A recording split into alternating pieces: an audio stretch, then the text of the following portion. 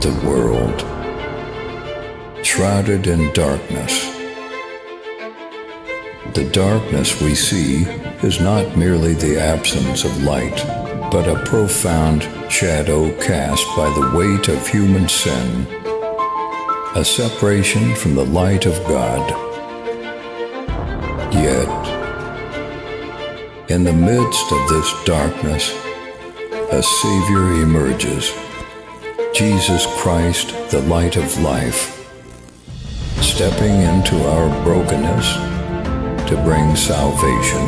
Nikmati penjelasan dari hambanya yang menyampaikan firman Tuhan hari ini. Dan jangan lupa subscribe, like, comment, dan share. Terima kasih. Oh ya, ya itu juga yang jadi perdebatan baru-baru ini. Kan kita melihat nih, di Amerika banyak malapetaka nih. Kenapa? Kayak seperti banjir ya, sampai banjirnya benar-benar luar biasa. Atau kebakaran hutan sampai luar biasa, sampai ke residen orang-orang semua kena. Tapi di lain pihak kita nggak mau mengatakan bahwa Tuhan, kenapa sih engkau kok memberikan ini kepada kami? Nah, sesungguhnya ya Tuhan itu nggak pernah memberikan hal-hal yang buruk. Tapi Tuhan bisa mencabut protection. Artinya apa? Tuhan cabut tuh perlindungannya. Kita sering nggak berdoa kita Nabi Daud, Raja Daud ya, itu orang-orang teman-teman kita yang Muslim selalu bilang Nabi Daud. Kayak saya sering katakan Nabi Daud.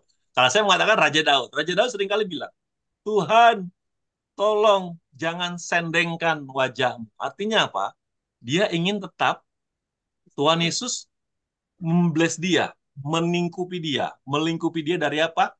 Dari kejahatan, dari lawan-lawannya, dari musuhnya. Nah demikian pula kita. Makanya sampai di 2 Tawarik, coba buka ya, 2 Tawarik, coba saya buka nih, 2 Tawarik. Itu juga jadi perdebatan yang amat sangat itu. Kalau semua bangsa, kalau semua bangsa bertobat.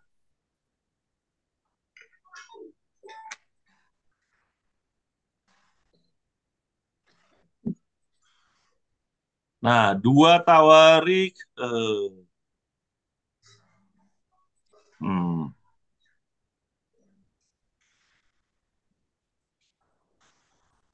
Tawarik itu apa ya bahasa Inggrisnya? Tawarik ya. Oh, if all people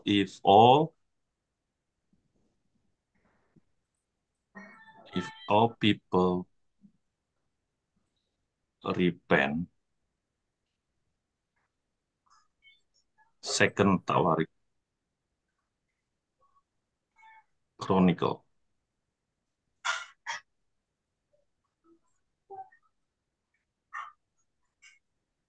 Nah, coba Ibu Lydia buka. 2 Tawarik 7 ayat ke-14. 2 Tawarik 7 ayat yang ke-14 ya. Mm-mm. Dan umatku yang atasnya namaku disebut merendahkan Amin. diri, berdoa dan mencari wajahku, lalu berbalik dari jalan-jalannya yang jahat, maka aku akan mendengar dari surga dan mengampuni dosa mereka serta memulihkan negeri mereka. Amin ya. Garis bawahi, if my people. Setiap kota, setiap daerah, setiap teritori, saya yakin pasti ada anak Tuhan. Bangsa Indonesia bisa diselamatkan sampai saat ini karena banyak anak-anak Tuhan yang berdoa. Saya setuju itu. Kalau anak-anak Tuhan berhenti berdoa, berhenti berbuat kebajikan sesuai dengan firman Tuhan, saya yakin Tuhan akan menelengkan wajahnya. Gimana ya? Dicuekin lah sama Tuhan lah. Gitu. Enggak deh. Saya udah sakit nih ngeliat Indonesia nih, bebal ini. Terlalu banyak nih yang orang mencari 3P. 3P tahu ya, dalam setiap kali saya sharing firman, saya selalu mengatakan 3P. 3P itu artinya apa? Number one, power. Orang mencari kekuasaan. Otomatis dengan mencari kekuasaan, orang dapat possession. Apa ya possession itu? Ya harta, ya uang, ya mobil, ya jet stream, ya segala macam lah. Ya. Yang ketiga apa? Mencari pride. mencari kebanggaan, entah dari pangkat dia, entah dari jabatan dia, entah dari kecantikannya, kegantengannya, kepintarannya, segala macam. Nah, itu 3P itu perkara kedagingan, flesh, yang dimana itu nggak membawa keberkatan. Jangan juga uang-uang yang dari korupsi dibawa untuk memberkati gereja, itu juga salah. Nah, ada banyak orang membenarkan diri. Ya, seperti baru-baru ini saya nggak perlu sebutkan namanya, dietis, uang dari hasil kejahatannya dia untuk menyumbangkan gereja. Kadang untuk memberikan kepada pendetanya supaya dia dibenarkan. Atau mungkin dia juga nggak mengatakan kejahatannya, tapi kan Tuhan kan nggak buta. Tuhan kan tahu. Nah, kembali ke pertanyaan Ibu Lydia tadi, underline, garis bawahi. Humble themselves, yang merendahkan diri, dan berdoa, pray and seek my face. Artinya apa? Tetap berdoa dan mencari wajah Tuhan. And turn, belok. Jangan lagi berbuat dengan kejahatan-kejahatan lagi. Itu kejahatan loh. Segala macam politikal yang nggak benar itu kejahatan. Kenapa? Firman Tuhan mencatat, ada banyak di kitab Amsal, cari kitabnya ya. Ada banyak orang setiap hari, setiap malam, day and night, memikirkan kejahatan buat orang lain. Ini orang harus dijatuhkan, ini orang harus disungkurkan, ini orang harus dibantai, ini orang harus diganti, ini orang harus gini, ini. Itu wicked. Bahasa Inggris mengatakan wicked ways. Rancangan-rancangan kejahatan dirancangkan pada dirinya. Sama seperti saudara-saudaranya Yusuf merancangkan Yusuf. Yusufnya harus dibuang, harus dihabisin. Tapi apa? Tapi karena Yusuf cinta Tuhan, intim dengan Tuhan, yang tadinya rancangan itu kejahatan masuk ke lubang, Tuhan bikin dia menjadi berkat. Di turn around, diputar. Akhirnya apa? Kalau Bapak Ibu baca dari kitab itu, kisahnya Yusuf, jadi apa dia? Jadi tangan kanannya Firaun. Bayangkan. Itu dibalik. Saudara-saudaranya sampai nangis. Jangan bunuh saya. Anda jadi orang penting sekarang. Padahal apa? Yusuf cinta saudaranya. Saya nggak bunuh kamu. Saya cinta kamu. Nah, jadi kembali ke pertanyaan Ibu Lydia tadi.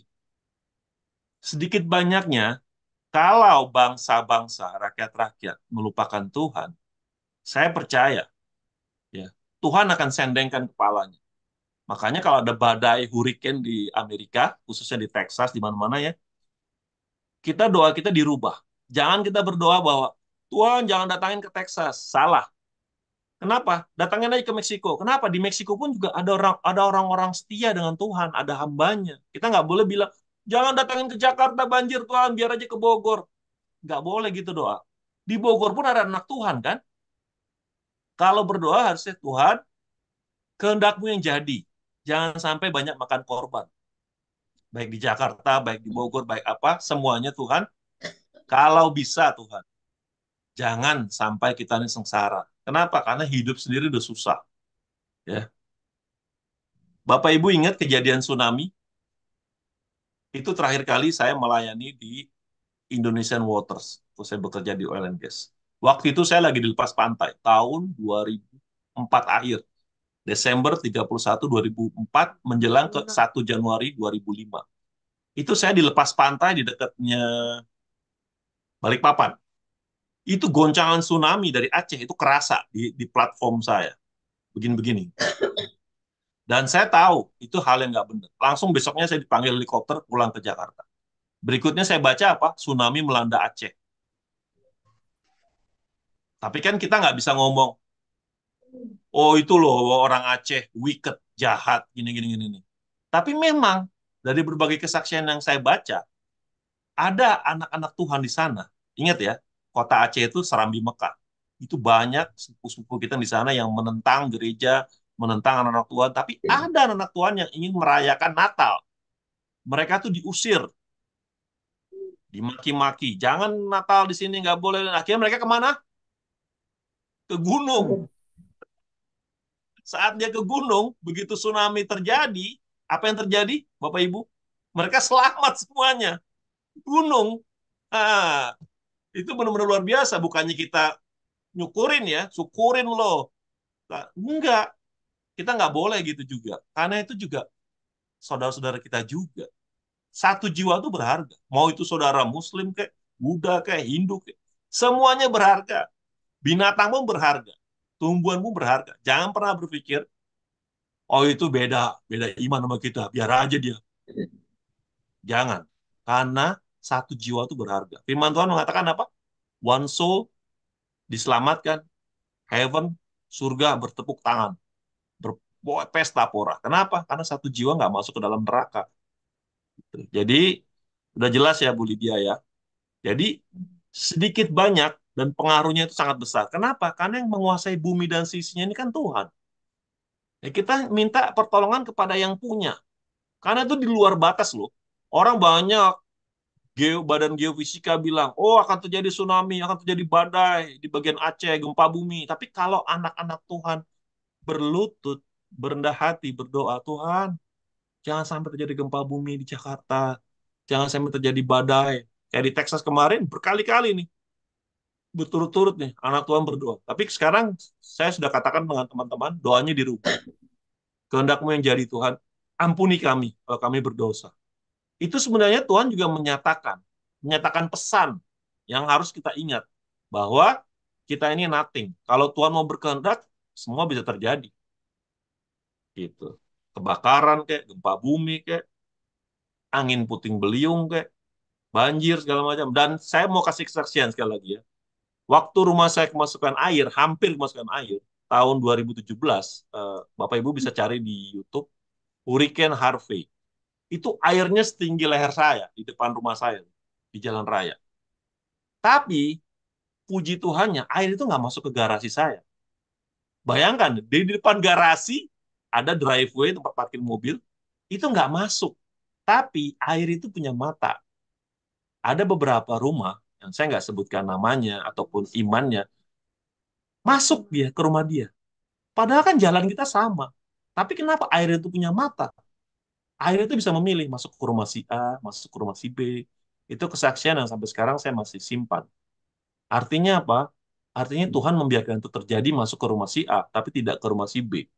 Masuk ke rumah si C, tapi tidak ke rumah si D. Nah, juga. Ya. Terima kasih Bu Lydia, pertanyaannya bagus sekali. Terima kasih Pak Tesa. Ada lagi Bapak Ibu yang mau bertanya atau bersaksi? Silakan buka mic-nya.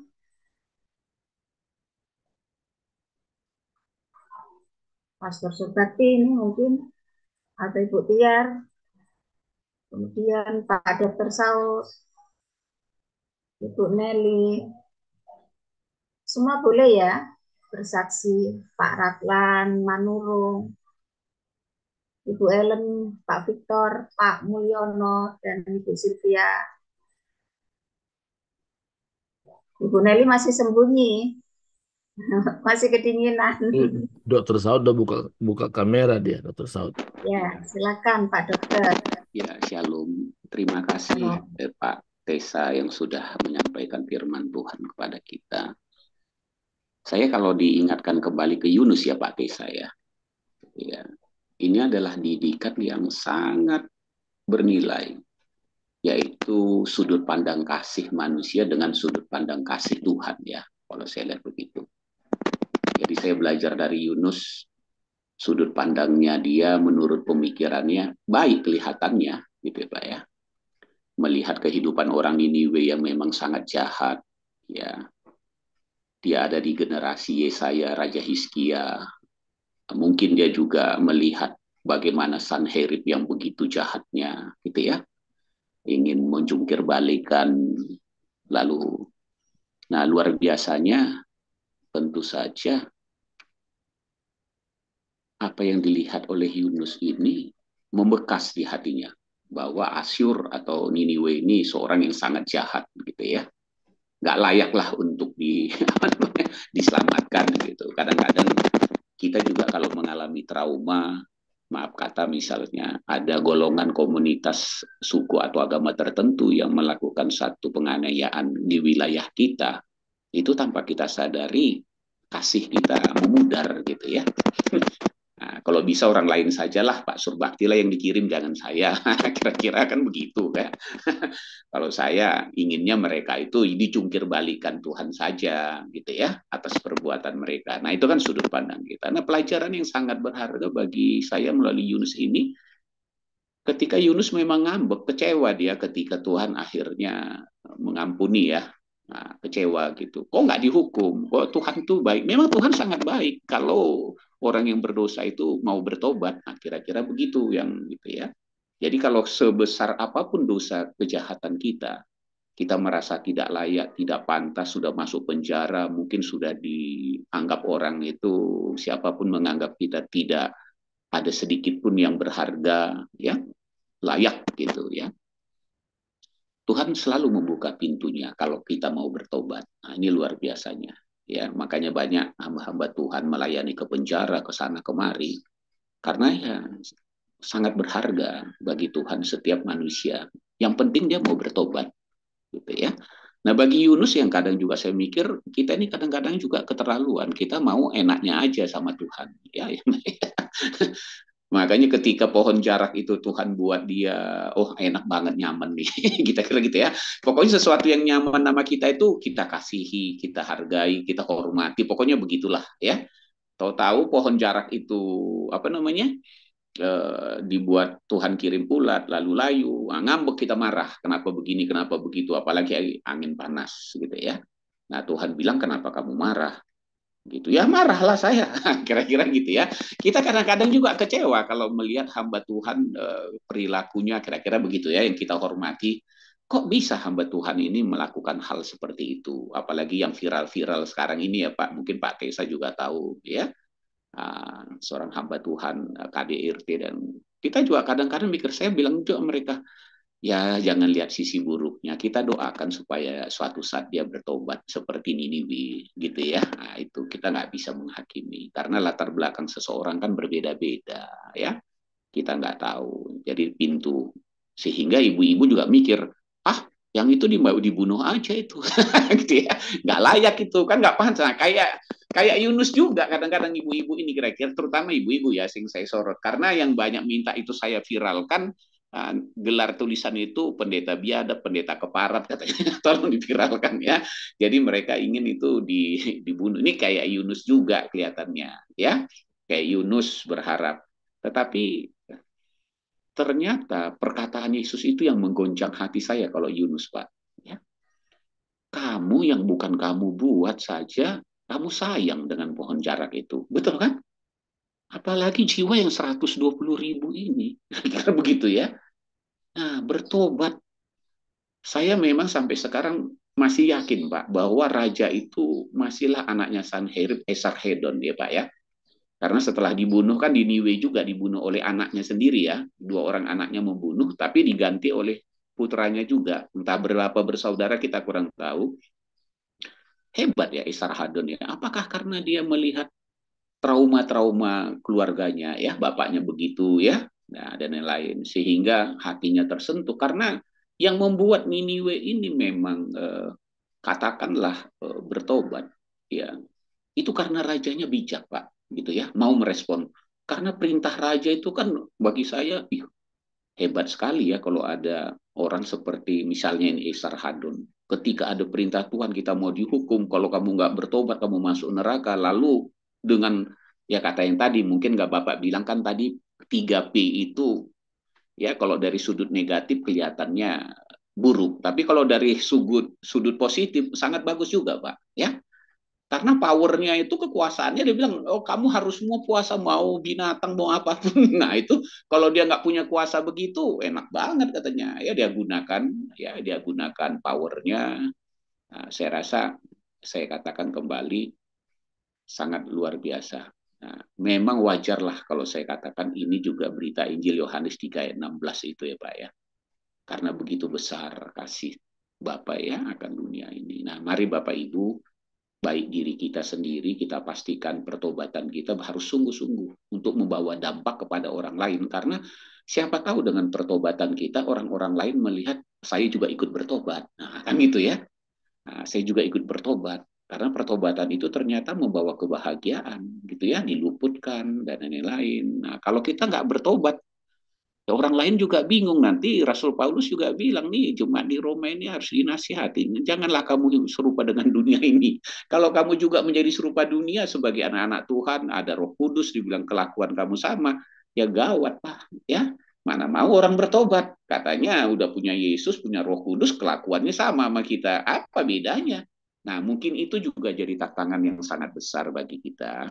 Selain memang harus memberitakan pertobatan kepada orang-orang yang belum mengenal Yesus, ternyata berita pertobatan juga perlu disampaikan pada orang-orang yang sudah terima Yesus, bahkan sudah dikaruniai Roh Kudus, Pak. Gitu ya. Karena ya kenapa suratnya Rasul Paulus begitu tajam? Kan itu bisa dikatakan untuk orang Kristen bahkan yang sudah banyak menerima karunia, kira-kira begitu ya. Mungkin dia mengingatkan walaupun nggak ikut, dia dengar barangkali ya Pak ya. Barangkali, saya katakan barangkali, namanya juga kita kan bukan saksinya gitu ya. Mungkin ketika pertemuan di Yerusalem, Petrus mengatakan ada firman yang begini, Yohanes juga ngasih tahu ya.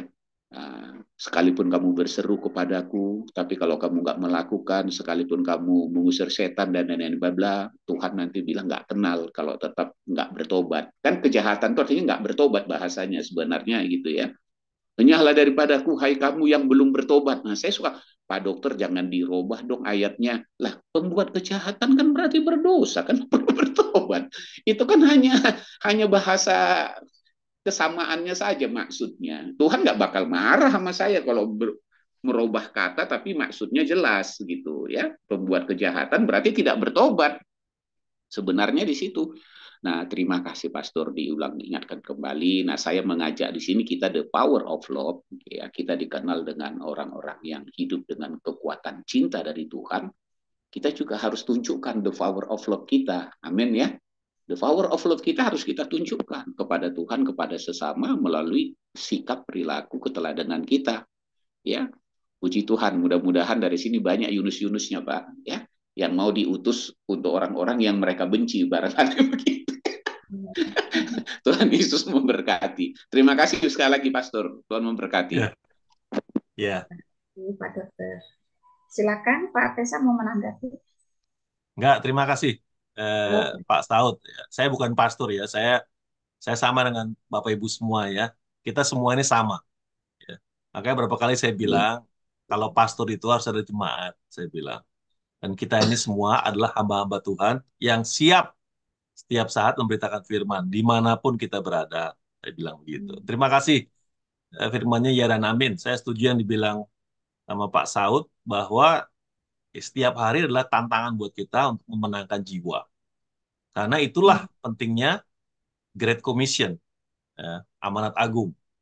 Kita udah dengar firman, kita udah baca firman, kita udah melakukannya, walaupun nggak 100%. Tapi kita mau nih mencari jiwa. Ya dari apa? Ya dari komunitas Power of Love, dari media ke media. Kenapa? Karena waktu zaman-zaman COVID ini, banyak orang-orang yang bertobat. Coba Bapak Ibu Google. Sejak terjadinya COVID, itu banyak pertobatan terjadi di Indonesia. Yang saya harapkan, pertobatan mereka adalah full. Full kenapa? Full bukan berarti dia karena sembuh dari COVID ya, tapi sembuh, benar-benar sembuh, dan tetap berkobar-kobar melayani Tuhan. Tapi juga tidak dengan caci maki. Ya, ya mungkin sisi negatifnya kenapa? Ibarat anjing ataupun burung keluar dari sangkar, langsung kita nggak perlu lah menjelek-jelekan iman kita yang sebelumnya, nggak perlu. Kenapa? Karena kita tidak memuliakan Tuhan dengan cara demikian. Jadi saya nggak mau nanti ada Bapak Ibu masuk ke penjara karena menjelek-jelekan iman yang sebelumnya. Nggak perlu. Kenapa? Karena justru kita harus mengasihani mereka. Kita harus mengajak mereka supaya mereka benar-benar pertobatan sejati sekali untuk selama-lamanya. Sampai maut ya memanggil kita pulang. Terima kasih. Ada lagi yang mau sampaikan? Silakan. Terima kasih. Satu lagi.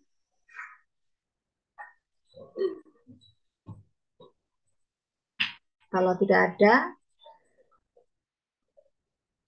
kita akan tutup dengan doa syafaat yang akan disampaikan oleh hamba itu ya. Masih ada Bapak Ibu? Satu lagi. Ibu Tiar senyum-senyum mau apa yang disampaikan. Buka mic-nya, Bu Tiar. Ya, baik. Shalom Bapak Ibu semua ya. Luar biasa pagi hari ini. Selamat sore buat Pak Tessa ya yang sudah menyampaikan firman Tuhan. Dahsyat banget, benar ya. Kalau bicara tentang Yunus ini banyak ilmu yang kita dapat. Saya juga belajar dari tempat lain, dikatakan rupanya penduduk kota Niniwe itu kan mereka di pesisir pantai ya. Jadi mereka menyembah dewa Dagon ataupun ikan ya. Nah, ketika Yunus itu membelok, tidak mau disuruh Tuhan ke sana, karena dia takut. Ya tadi hambanya singgung tentang Sodom. Rupanya kejahatan terbesar di situ adalah seperti yang di Sodom dan Gomora. Yaitu apa? Kata, ya kita sedikit ini sodomi, Sodom. Ya. Nah, dan ini juga sekarang merebak. Sekarang apa? LGBT. Ya. Nah, ini yang memprihatinkan dan ini yang paling dibenci Tuhan. Ya. Karena Tuhan menciptakan manusia itu laki-laki dan perempuan. Tidak ada yang abu-abu, setengah laki-laki, setengah perempuan. Inilah yang paling parah sekarang ini. Nah, kemudian Tuhan itu hebat, dahsyat, ya. Karena di sana 120.000 jiwa. Wow. Ya, Yesus saja ketika dia kasih makan 5.000 orang, ada satu orang yang kerasukan setan, dia tinggalkan yang 5.000 orang untuk satu jiwa. Waduh, itu dahsyat banget. Ya, sampai babi korban berapa ribu. Ya, kalau kita hitung dengan uang berapa miliar itu ya sekarang ini. Itulah besarnya cinta kasih Tuhan kepada manusia. Nah, satu hal yang menarik yang saya pelajari dari pelajaran pagi ini Pak Tessa ya, dikatakan di sana ketika pohon jarak diberikan Tuhan, dia marah. Kok Tuhan anak banget sih? Minta maaf langsung udah clear gitu ya. Nah, kita juga kadang-kadang emang begitu. Kok enak banget ya gitu loh. Atau gini, ada orang kita lihat hamba Tuhan, bukan hamba Tuhan, baru bertobat, langsung wow gitu. Kenapa? Karena dia sungguh-sungguh gitu loh.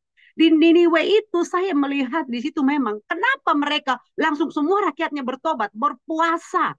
Ya, karena rajanya bilang ayo puasa semua. Sama ternak pun nggak boleh minum Bapak Ibu. Wow, itu dahsyat. Ini pelajaran buat kita semua, buat bangsa Indonesia. Dan mungkin juga dalam keluarga, saya di keluarga. Ya, waduh, saya pikir gimana ini? Gitu ya, itu tadi. Karena kita ini memang sudah ada tanda Yunus. Ya, sudah tangan tanda Yunus itu tadi. Disuruh ke utara, pergi ke selatan. Disuruh ke timur, ke barat, larinya. Seperti itu ya.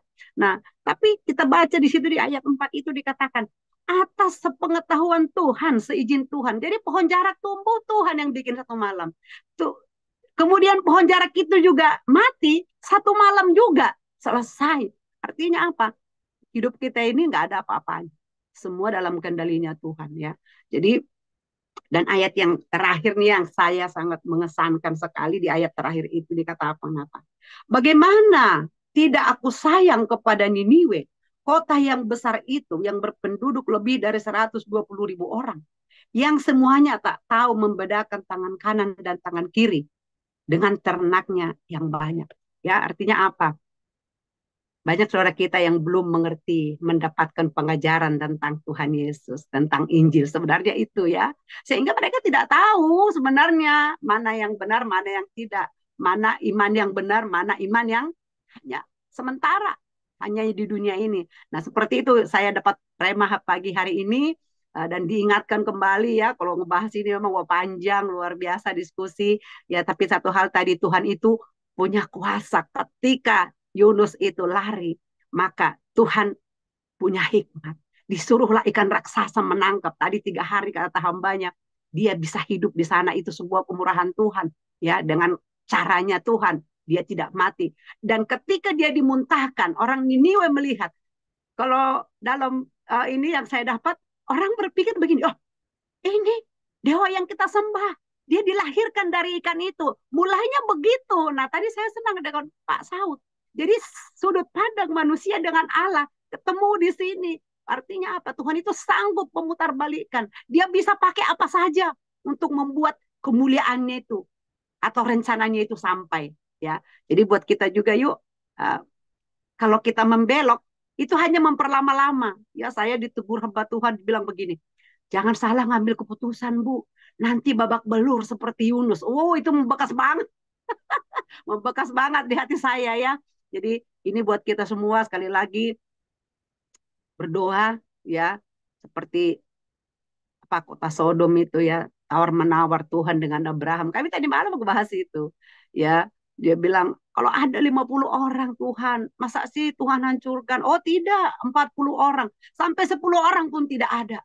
Nah, tapi saya berharap untuk kita Indonesia, baik Amerika, semua yang tergabung pagi hari ini, dimanapun kita berada, biarlah Tuhan pakai kita menjadi alatnya Tuhan untuk menjadi pendoa lah, berdoa untuk bangsa dan negara kita, dan kemudian itu tadi lewat kita ceritakan juga Injil itu ya, itu yang Tuhan mau, sehingga mereka tahu, oh iya ini iman yang benar, ini yang tidak. Semoga Tuhan memberikan kita kekuatan, memberikan kita hikmat. Sekali lagi buat Pak Tessa, luar biasa, terima kasih buat berkatnya, kami tunggu berkat berikutnya yang lebih dahsyat lagi. Dan kami sapa buat Ibu Lia Yuliana ya yang di UK. Makasih Bu sudah bergabung. Senang sekali ya. Nanti kami tunggu juga kesaksian Ibu Lia Yuliana ya, bagaimana bisa bertemu dengan Tuhan, mengalami perjumpaan dengan Tuhan, pasti sangat menarik. Sekali lagi makasih Dokter Saud, makasih buat semuanya, Ibu Lydia Lalang, Pak Ratel Manurung juga, Ibu Silvia ya, ada Pak Mulyona dan banyak tadi yang sudah bergabung. Sekali lagi terima kasih buat semuanya, Tuhan berkati. Saya serahkan ke Bu Lydia.